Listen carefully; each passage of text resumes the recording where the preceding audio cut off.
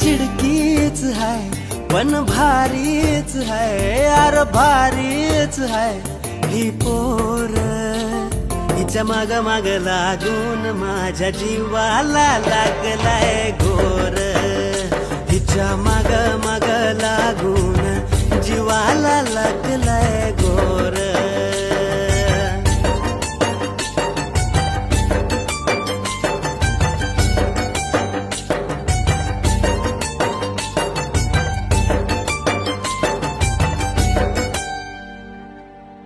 बाप खासदार भाऊ आमदार हिचा, माझं काय शेतावरती राहणं.